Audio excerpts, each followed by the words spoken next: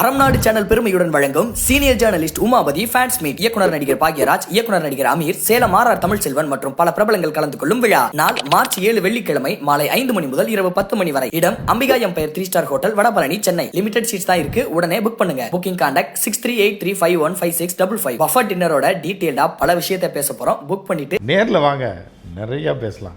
First line நேயர்களுக்கு வணக்கம். நம்ம இப்போ என்ன பார்க்க போறோம்னா, இந்த நாட்டுடைய முக்கியமான பிரச்சனை, நம்முடைய தலைவிதியை நிர்ணயிக்கக்கூடிய அகில இந்திய அளவில் தமிழகம் என்ன ஆகப் போகிறது என்பது குறித்து ஒரு மிகப்பெரிய அதாவது தலைவிதின்னு நான் சொல்லிட்டேன்ல, அதை நிர்ணயிக்கக்கூடிய ஒரு மிகப்பெரிய பிரச்சனை. அது சாதாரண பிரச்சனை கிடையாது. ஏதோ சீமான் எவளோடைய ஓடி போயிட்டான், இல்லை இவன் இதை பண்ணிட்டான் அதை பண்ணிட்டான்ற மாதிரியான பிரச்சனை இல்லை. அதெல்லாம் சில்லற பிரச்சனை, இன்ட்ரெஸ்டிங்கான பிரச்சனையாக இருக்குமே தவிர இருக்கலாம். ஒருவேளை அது ரொம்ப கேவலமான விஷயமா இருக்க, எது வேணாலும் இருக்கலாம். ஆனால் இது நம்மளுடைய அந்த விஷயங்கள் எல்லாமே, இந்த அரசியல் விஷயங்கள், கூட்டணி விஷயங்கள், இதெல்லாமே பார்த்திங்கன்னா பெரிய அதையும் தாண்டி இது மிக பயங்கரமான ஒரு விஷயம். என்ன அப்படின்னு பார்த்திங்கன்னா, பாரதிய ஜனதா கட்சியோடைய நீண்ட கால சதித்திட்டத்தோடைய ஒரு வெளிப்பாடு தான் இந்த தொகுதி மறுசீரமைப்பு. ஸோ இந்த தொகுதி மறுசீரமைப்பு அப்படின்னா என்ன அப்படின்னு நம்ம பார்த்துடலாம். தெரியாதவங்களுக்கு தான் சொல்கிறேன், தெரிஞ்சவங்களை பற்றி கவலை இல்லை. எனக்கு ஏற்கனவே தெரியுமே, இது என்ன இது தெரியாதா அப்படின்றவங்களாம் தயவுசெய்து இதோட கட் பண்ணிட்டு வேறு வீடியோ பார்க்க போயிருங்க. ஸோ தொகுதி மறுசீரமைப்புனா என்ன, இது என்ன பாதிப்பை ஏற்படுத்த போகிறது என்பதை தெரிந்து கொள்பவர்கள் இதை பார்க்கலாம். ஸோ இப்போ இன்றைக்கி அனைத்து கட்சி கூட்டத்தை தமிழக முதலமைச்சர் கூட்டியிருக்கிறார். உங்களுக்கு எல்லாமே தெரியும், காலையிலலாம் வந்துட்டாங்க, டிவியில் லைவ் பண்ணியிருப்பாங்க. இந்த கூட்டத்தில் எல்லா கட்சியினரும் கலந்து கொண்டாங்க. இதில் அதாவது அன்னப்பறவைன்னு ஒன்று இருந்துச்சா இல்லையான்னு தெரியல, சொல்லும் பாலையும் தண்ணியையும் தனித்தனியாக பிரிச்சிடும் அப்படின்னு. அந்த மாதிரி இந்த கூட்டத்தை வச்சே நீங்கள் பாலையும் தண்ணியும் தனியாக பிரித்து நீங்கள் ஒரு அன்னப்பறவையாக பார்த்து கொள்ளலாம். தமிழகத்தோடைய தீய சக்திகள் எது, தமிழகத்தை அழிக்க வேண்டும் என்று செயல்படும் கூலிப்படைகள் யார் அப்படின்றத பற்றி நீங்கள் தெரிஞ்சுக்கலாம். இந்த கூட்டத்தில் பார்த்தீங்கன்னா எப்போதுமே முரண்பட்ட கருத்துக்களை சொல்லிக் கொண்டிருக்கக்கூடிய அன்புமணி ராமதாஸ் அவர்கள் கலந்து கொண்டிருக்கிறார் இந்த கூட்டத்தில். அதே மாதிரி இப்போ அண்ணன் திருமாவளவன் கலந்துட்டுருக்கார். பெரிய தமிழகத்தில் பெரிய கட்சின்னா இதுதான். அதுக்கப்புறம் காங்கிரஸ் கட்சி அகில இந்திய அளவில் இந்த டெசிஷன் எடுக்கும். அதனால் அந்த கட்சியை சேர்ந்தவர்களும் கம்யூனிஸ்ட் கட்சியை சேர்ந்தவர்களும் எல்லாருமே கலந்துட்டுறாங்க. எக்ஸப்ட் யார் கலந்துக்கல அப்படின்னா பாரதிய ஜனதா கட்சியும் நாம் தமிழர் கட்சி, இது ரெண்டு தான் பெரிய கட்சி. மித்த எல்லா துக்கடா தோணா எல்லா சின்ன கட்சிகள் எல்லாம் கலந்துருக்கு. இந்த ஜி.கே. வாசன், இப்போ ஜான் பாண்டியன் போன்ற சிறு கட்சிகளை சேர்ந்த ஜி.கே. வாசன் கட்சியில் 2 பேர் தான் இருக்காங்க. ஒன்று பிஏ, இன்னொன்று டிரைவர், அவ்வளோதான் 3 பேர் தான் இருக்காங்க. ஸோ அது கலந்துக்கலைனாலும் பிரச்சனை இல்லை. அதே மாதிரி சிறு கட்சிகள் கலந்து கொள்வதை பற்றி எந்த கவலையும் இல்லை. இப்போ இதில் என்ன தொகுதி மறுசீரமைப்புனா என்ன ஆட்டையை போட பார்க்குறாங்க அப்படின்னு பார்த்தீங்க அப்படின்னா, இப்போ 543 தொகுதிகள் நேஷ்னல் லெவலில் இருக்குது. உங்கள் எல்லாருக்குமே தெரியும், நாடாளுமன்றத்தில் 543 தொகுதிகள் இருக்குது அப்படின்றது. ஸோ இதில் இது எப்போ இந்த 543 முடிவு பண்ணாங்கன்னா, 1971 எடுக்கப்பட்ட முடிவின்படி நாடு முழுவதும் இப்போ தமிழ்நாட்டில் 39 தொகுதிகள் இருக்குது, பாண்டிச்சேரியில் 1 தொகுதி இருக்குது.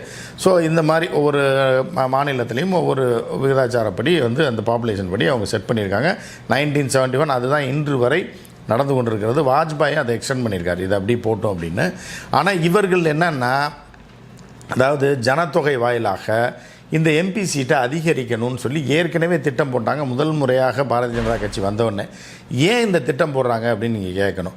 ஏன் இப்படி திட்டம் போடுறாங்க அப்படின்னா, இந்த நாட்டில் மிகப்பெரிய அறிவாளிக்கும் இஸ்ரோ சயின்டிஸ்ட்டுக்கும், ஏன்னா அதே மாதிரி மிகப்பெரிய மருத்துவராக இருந்தாலும் சரி, மிகப்பெரிய எழுத்தாளராக இருந்தாலும் சரி, ஒரு பிச்சைக்காரனாக பரதேசியாக படிப்பறிவு இல்லாத கூலிக்கு கூட லாயக்கு இல்லாத ஒரு குப்பை பயலாக இருந்தாலும் எல்லோரும் செலுத்தக்கூடிய வாக்கோட மதிப்பு ஒன்று. அதை நீங்கள் ஒத்துக்கிறீங்களா? இப்போ நீங்கள் எம்பிபிஎஸ் படித்த டாக்டர் ஒருத்தரை தேர்ந்தெடுக்கிறாரு அப்படின்னா, ஒரு குப்பை படிப்பறிவே இல்லாத கூமுட்டை பையனுக்கும் ஒரு ஓட்டு தான்.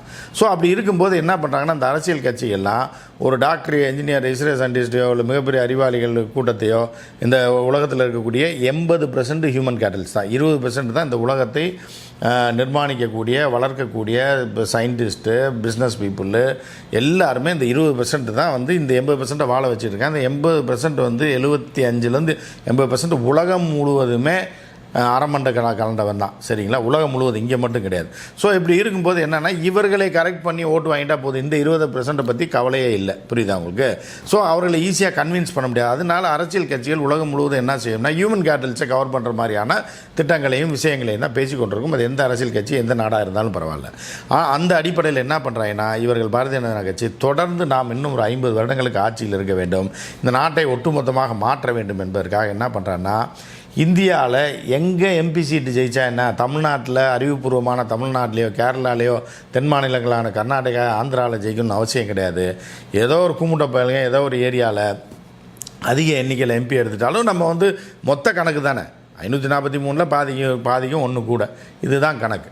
ஸோ இப்படி இருக்கும்போது என்ன பண்ணுறாங்கன்னா, இவர்கள் வாக்களிக்க மாட்டார்கள், படித்தவர்கள் விவரம் தெரிந்தவர்கள் வாக்களிக்க மாட்டார்கள்னு என்ன பண்ணுறான், இந்த கூமுட்டைகள் அதிகமாக இருக்கக்கூடிய இடத்துல பாப்புலேஷன் அடிப்படையில்னு சொல்லி எம்பி சீட்டை அதிகப்படுத்தி என்ன பண்ணுறான்னா, இவன் தென் மாநிலங்கள் இவனுக்கு ஓட்டு போடலைனாலும் சரி, படிப்பறிவு உள்ள மக்கள் ஓட்டு போடலைனாலும் சரி, படிப்பறிவு இல்லாத மக்களிடம் வாக்குகளை வாங்கி ஆட்சியில் அமர்ந்து கொண்டு இவர்களை வஞ்சிக்கணும் அப்படின்றது தான் இவர்களுடைய திட்டம். அதன் அடிப்படையில் என்ன பண்ணுறாங்க அப்படின்னா, பாப்புலேஷன் வைஸ் வந்து தொகுதியை அதிகப்படுத்துகிறான். இப்போ தமிழ்நாட்டில் 1971 39 தொகுதி தான் இருக்கு இல்லையா? அப்போ ஜனத்தொகை அடிப்படையில் பார்த்தீங்க அப்படின்னா, அன்றைய காலகட்டங்களில் எடுக்கப்பட்ட சர்வேயின்படி, மக்கள் தொகை கணக்கெடுக்கின்படி 4,11,00,000 பேர் தான் தமிழ்நாட்டில் 1971 பாப்புலேஷன். வெறும் 4,11,00,000.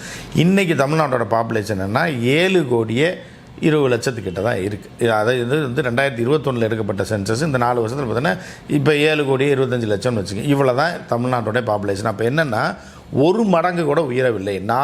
8 கூட ஆகலை. 4 கோடி என்பது 8 கோடியாக கூட ஆகலை. எத்தனை வருஷம்? இந்த 55-60 வருஷத்தில். ஏன்னா ஆனால் உத்தரப்பிரதேசம் எடுத்து பார்த்தீங்க அப்படின்னா 1971ஆம் ஆண்டு கணக்கெடுப்பின்படி 7,20,00,000 சில்லறை தான் இருக்குது. ரைட்டா? 7,20,00,000 தான் இருக்குது. இன்றைக்கி அவங்களோட பாப்புலேஷன் என்னன்னா 24 கோடி. நீங்கள் நம்புவீங்களா? 25 கோடியை நெருங்கிட்டு இருக்கு. 24 கோடி மக்கள் அங்கே வசிக்கிறான். அப்போ என்னென்னா 3 மடங்கு, நம்ம 1 மடங்கு கூட கூடலை. 4 கோடின்றது 8 கோடியாக கூட ஆகலை. ஏன்னா குடும்ப கட்டுப்பாடு திட்டங்கள் அது அதிமுக ஆட்சியாக இருந்தாலும் திமுக ஆட்சியாக இருந்தாலும் யார் ஆட்சியாக இருந்தாலும் இந்த 50, 60, 70 வருடங்களில் குடும்ப கட்டுப்பாடு, விழிப்புணர்வு, கல்வி அறிவு, மொழி அறிவு, பாரம்பரியம், கலாச்சாரத்தின் அடிப்படையில் நம்ம என்ன பண்ணுறோன்னா, காலங்கள் மாறி பாப்புலேஷனை குறைச்சி நம்ம நிம்மதியாக வாழ்ந்துக்கிட்டு இருக்கோம். நம்மளோட வளர்ச்சியே பாப்புலேஷன் குறைஞ்சதுனால தான் அப்படின்னு நம்ம வாழ்ந்துக்கிட்டு இருக்கோம். சரிங்களா? ஆனால் அந்த உத்தரப்பிரதேசம் நான் உதாரணத்துக்கு சொல்கிறேன். இன்னும் பீகார் எடுத்திங்கன்னா இன்னும் பயங்கரம், ராஜஸ்தான் எடுத்திங்கன்னா அப்படி, மத்திய பிரதேசம் எடுத்திங்கன்னா டோட்டல் பொங்கு. சார் எல்லா மாநிலங்களையும் 3 மடங்கு பிள்ளைங்க வீட்டில் 8 பிள்ளைங்க 10 பிள்ளைங்க இருக்கும். நம்ம ஊர்லலாம் 80களுக்கு முன்னாடி பார்த்தா 8, 7, 5 குறைந்தது 4 இருக்கும் அப்படின்ற மாதிரி. இன்றைக்கி எத்தனை பேர் இருக்காங்க? 1 குழந்தை 2 குழந்தை இருப்பதே இன்றைய ஜென்ரேஷனில் பெருசாக அதுக்கே ட்ரீட்மெண்ட் எடுக்க வேண்டியது இருக்குது. ஆனால் வந்து அங்கே பார்த்தீங்க அப்படின்னா உத்தரப்பிரதேசில் பார்த்தீங்கன்னா நம்ம எல்லாரையும் சொல்லலை, பாட்டுக்கு பெற்று தள்ளிக்கிட்டே இருக்கான். எந்த குடும்ப கட்டுப்பாடும் கிடையாது, எந்த கட்டுப்பாடும் கிடையாது, அரசோட இதை ஃபாலோ பண்ணுறதில்ல. அதனால் வறுமையில் வாடுகிறான், அவனோட வளர்ச்சிக்கு வாடுகிறான். இப்போ பீகார்லேருந்து இங்கே வேலைக்கு வர்றான். இப்போ இவங்க என்ன பார்க்குறாங்க அப்படின்னா, தமிழ்நாடு, கேரளா, கர்நாடகா இதோட வளர்ச்சிக்கு உத்தரப்பிரதேஷ்காரனையும் பீகார்காரனையும் மத்திய பிரதேஷ்காரனையும் கொண்டு வரணுன்றது தானே வெற்றி. ஒருத்தன் வந்துட்டான், பக்கத்து வீட்டு பிள்ளை நல்லா படிச்சிருக்கான், அவன் பிள்ளையை நல்லா படிக்க வச்சுருக்கான்னா நம்ம பிள்ளையும் நல்லா படிக்க வைக்கிறது தான் வெற்றியை தவிர, அந்த பிள்ளைய ஸ்கூலுக்கு போகிற பிள்ளைய கையை காலை உடச்சி விட்டுட்டோம்னா அது போகாதில்ல. அப்போ நம்ம பிள்ளை 8ஆவதோடு நின்றா அதுவும் 8ஆவதோடு நின்றுன்ற ஒரு கேடுகட்ட கேவலமான எண்ணத்தில் செயல்படக்கூடிய இந்த டுபாகூர் அரசாங்கம், மத்திய அரசாங்கம் என்ன பண்ணுது அப்படின்னா, ஏற்கனவே பிளான் பண்ணி புதிய பாராளுமன்றத்தை கட்டுறான். இதெல்லாம் ப்ரீ பிளான்டாக பண்ணுறாங்க. நல்லா கல் மாதிரி இருக்குது. இன்னும் 100 வருஷத்துக்கு ஒன்றும் ஆகாத நாடாளுமன்ற கட்டிடத்தை விட்டு புதிதாக ஒரு நாடாளுமன்ற கட்டிடத்தை கட்டி என்ன பண்ணுறான்னா, சீட்டு இப்போ உள்ள நாடாளுமன்ற கட்டிடத்தில் ஒரு 550, 600 பேர் தான் 700 பேர் தான் உட்கார முடியும். புதிதாக இவர்கள் கட்டியிருக்க நாடாளுமன்றம் ஏற்கனவே திட்டப்படி 888 பேர் உள்ளே உட்காரலாம். கூட்டு இப்போ நாடாளுமன்றம், அதாவது மேலவை கீழவே 2 சேர்த்த கூட்டம் நடத்தினா கூட 1270 பேருக்கு மேலே உட்காரலான்ற மாதிரி ஒரு நாடாளுமன்றத்தை கட்டிட்டு ஏற்கனவே ப்ரீ பிளான்டாக கட்டிட்டு இப்போ என்ன பண்ணுறான்னா, இப்போ தொகுதி பாப்புலேஷன் தகுந்த மாதிரி அப்படின்னா உத்தரப்பிரதேசில் இன்றைக்கி வந்து 90 இடங்கள் இருக்குது அப்படின்னா 130, 140 இடங்களாக மாறிடும் உத்தரப்பிரதேசம். தமிழ்நாடு என்ன ஆகும்னா, இதில் வந்து 39லேருந்து 49 மாறும். அப்போ என்ன ஆகும், நீங்கள் 49 இடங்களை ஜெயித்தாலும் அவர்கள் ஒரே ஸ்டேட்டில் 120 இடங்களில் 130 இடங்கள் 140 இடங்களில் நிறுத்தி 120 இடங்களில் ஜெயிச்சு ஆட்சியை பிடிச்சி விட்டு போயிடுவான். ஆனால் அப்போதும் நம்ம அடிமையாகத்தான் இருக்க வேண்டியது இருக்கும். தமிழ்நாடு நாசக்காடாயிரும். ஏற்கனவே இவ்வளோ எம்பிக்கள் முழுதாகவே ஒரே கட்சி ஜெயித்து மேலே போயுமே ஒன்றுமே பண்ண முடியாத ஒரு நிலை இருக்கும்போது இப்படி மாறுச்சு அப்படின்னா பீகார், மத்திய பிரதேஷ் வேறு ஒன்றுமே வேணாம். மோடி ஆட்சிக்கு வரணும்னா உத்தரப்பிரதேஷ், மத்திய பிரதேஷ், பீகார் இந்த 3 இடத்துல ஜெயிச்சாங்கனாலே ஆட்சிக்கு வந்துடுவாங்க. அப்போ மீதி உள்ள மாநிலங்களை பூரா அழித்து நசுக்கி இது பண்ணுறதுக்கு அங்கே உள்ள முட்டாள் வாக்காளர்கள், சங்கி வாக்காளர்கள் இருக்கான்ல, இவனை வச்சே அவங்க வந்து ஜெயித்து விட்டு போகிறாங்க. மீதி யாரும் ஓட்டு போடலைனாலும் கவலை இல்லை அப்படின்ற மாதிரி அவர்களை தண்ணியில் முக்கிறது, சாணியில் கழுவுறது, மூத்திரத்தில் இது பண்ணுறது, மாட்டு மூத்திரத்தில் இந்த மாதிரியான வேலைகளை பார்த்து அவர்களை படிப்பறிவு இல்லாமையே வச்சு ஏமாற்றி அவர்கள் வாக்கை வாங்கி அகில இந்திய அளவில் ஆட்சியை இவர்கள் ஆண்டு கொண்டு இவர்கள் என்ன செய்யணும்னு நினைக்கிறாங்களோ இதெல்லாம் இம்ப்ளிமெண்ட் பண்ணிடுவாங்க. இதுதான் தொகுதி மறுசீரமைப்பு திட்டத்தோட திருட்டுத்தனம் அப்படின்றத நீங்கள் புரிஞ்சுக்கணும். அப்போ இந்த கூட்டத்தில் அனைத்து கட்சி திருமாவளவன் பங்கேற்காரு, நம்ம இவர் பாமக அன்புமணி ராமதாஸ் பங்கேற்றிருக்காரு, காங்கிரஸ் இப்போ தலைவர் பங்கேற்றிருக்கிறாரு, கம்யூனிஸ்டுகள் பங்கேற்கிறாங்க. இப்படி எல்லாருமே பங்கேற்று இந்த தமிழ்நாட்டை அழித்தொழிக்க வேண்டும் என்கிற பாரதிய ஜனதா கட்சியும் வடநாட்டுக்கு கொண்டு போய் தமிழ்நாடு வைக்கக்கூடிய அவர்கள்ட்ட காசு வாங்கி திங்கக்கூடிய சீமானும் மட்டும்தான் இந்த இதில் கலந்துக்கல. அப்படின்னா யார் தமிழின விரோதி, யார் தமிழர்களுக்கு எதிரானவர்கள் என்பதை இந்த கூட்டத்தில் பங்கேற்கிறவர்கள், பங்கேற்காமல் விட்டவர்கள் என்ன பேசின. அதிமுகவில் ஜெயக்குமார் கலந்துக்கிட்டார். ஜெயக்குமாருக்கும் திமுகவுக்கும் ஆகவே ஆகாது. அவரே வந்து கலந்துக்கிறாரு. அதிமுக எதிர்கட்சி. நேற்று கூட எடப்பாடி என்ன சொல்லியிருக்காருன்னா, எங்களோட முழு எதிரி வந்து திமுக தான், அதை அழிக்கக்காக தான் நாங்கள் போர் புரிகிறோம்னு சொல்லியிருக்காப்புல. அப்படி இருந்தும் அவர்கள் ஜனநாயக ரீதியில் தமிழர் நலன் கருதி அனைத்து கட்சிகளும் பங்கேற்ற நிலையில் பாரதிய ஜனதா கட்சியும் சீமான் டுபாக்கூர்னு வச்சுங்க 7% தான். நேற்று கட்சி ஆரம்பித்து விஜய் கூட இது புரிஞ்சோ புரியலையோ அவர் கூட ஒரு ஆளை அனுப்பியிருக்கார், அவர் கட்சி பிரதிநிதியை.